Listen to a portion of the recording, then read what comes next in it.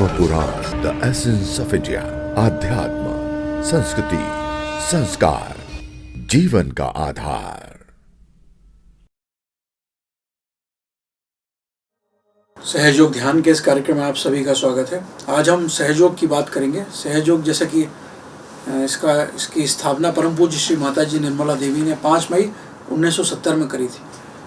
तो सहयोग में आज हम 3 नाड़ियों की बात करेंगे। हमारे शरीर में मुख्यतः 3 नाड़ियाँ होती हैं।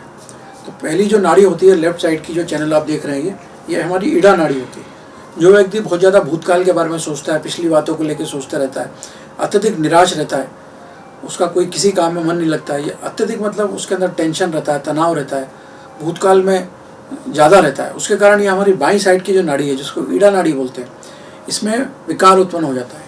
इस नाड़ी में श्री महाकाली की और महाकाल भैरव की शक्तियाँ विराजमान हैं।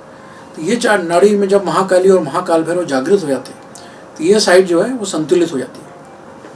इसी तरह आप देखेंगे, ये हमारी जो राइट साइड की नाड़ी है, इसको पिंगला नाड़ी बोलते हैं, जो हमारे रजोगुण को दर्शाती है। जब हम बहुत ज़्यादा भविष्य के बारे में सोचते हैं, आगे की प्लानिंग करते हैं, अत्यधिक योजनाएं बनाते हैं कि मैं ऐसा कर दूंगा, वैसा कर दूंगा, बहुत ज़्यादा आगे के बारे में सोचते हैं, तो ये नाड़ी में असंतुलन स्थापित हो जाता है। तो ये कार्य की नाड़ी है। जब हम बहुत ज़्यादा कार्य करने लगते हैं, अत्यधिक काम करते हैं, अपने शरीर को आराम नहीं देते, तो उससे हमारे पिंगला नाड़ी में असंतुलन आ जाता है। तो ये नाड़ी के जो देवता हैं वो श्री महासरस्वती और हनुमान जी की शक्तियाँ पिंगला नाड़ी में होती है। जब हम ध्यान करते हैं और जब ये नाड़ी हमारी संतुलित हो जाती है, तो हमारे अंदर जो पिंगला नाड़ी है वो हमारी बैलेंस में आ जाती है, और हमारे अंदर जो भी असंतुलन है वो धीरे धीरे ध्यान करने से दूर होने लगता है।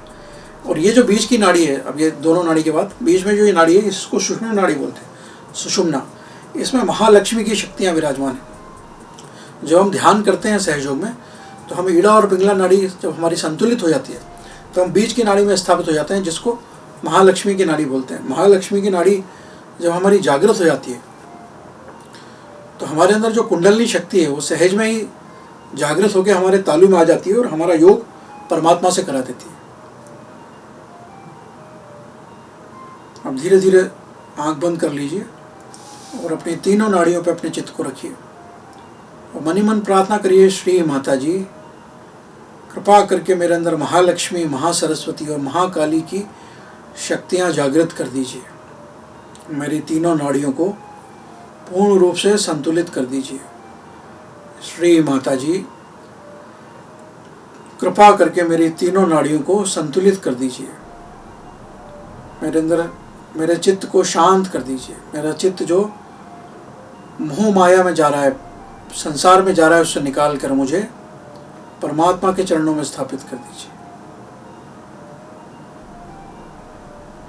धीरे धीरे आप सीधे हाथ को उठा के बाएं हृदय में रख लीजिए। यहाँ भगवान शिव और पार्वती का स्थान है।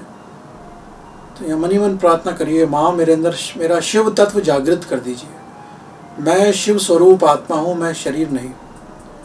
12 बार ऐसा कहिए, श्री माता जी मैं शिव स्वरूप आत्मा हूँ, मैं शरीर नहीं। श्री माता जी मैं शिव स्वरूप आत्मा हूँ, मैं शरीर नहीं।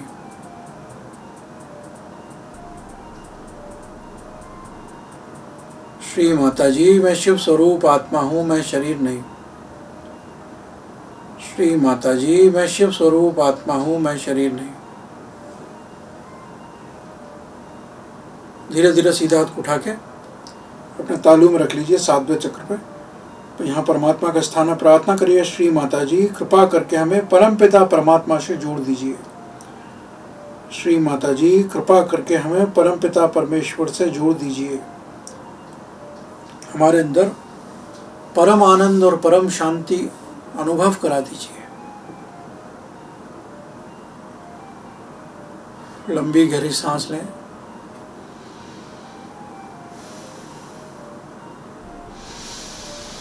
फिर सांस छोड़ें।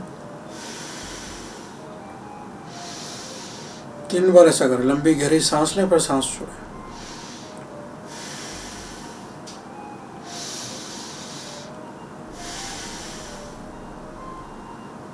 श्री माता जी हमारे चित्त को शुद्ध कर दीजिए। अब धीरे धीरे दोनों हाथों को उठा करके आकाश की ओर ऐसे उठा लीजिए, आसमान की ओर। प्रार्थना करिए, श्री माता जी मेरा योग परमात्मा से करा दीजिए। मुझे परम आनंद, परम शांति, परम संतोष दीजिए। श्री माता जी, हमारा योग परम पिता परमेश्वर से करा दीजिए। हमारे अंदर परम आनंद, परम शांति, परम संतोष दीजिए। पूरे शरीर में, चेहरे पर प्रसन्नता, आनंद, शांति का भाव महसूस करिए। परमात्मा को अपने चेहरे पे महसूस करिए। प्रार्थना करिए, श्री माता जी, मैं चैतन्य स्वरूप आत्मा हूँ, कृपा करके मुझे विराट से जोड़ दीजिए। श्री माता जी, मैं चैतन्य स्वरूप आत्मा हूँ, कृपा करके मुझे विराट से जोड़ दीजिए। अब इस प्रकार से अगर आप रोजाना ध्यान करेंगे तो वर्तमान में जो बीमारी सबको आ रही है, जैसे कोरोना हो रहा है या अन्य तरह की बीमारियां हो रही हैं, ये सारी बीमारियां आपके आसपास भी नहीं आएंगी अगर प्रतिदिन आप सुबह शाम सहयोग करें तो। जय श्री माता जी। देखते रहिए धर्म पुराण। यदि आपको ये वीडियो पसंद आए तो कृपया लाइक करें, सब्सक्राइब करें और बेल आइकन को जरूर क्लिक करें।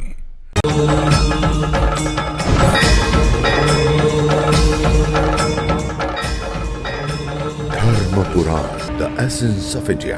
आध्यात्म, संस्कृति, संस्कार, जीवन का आधार।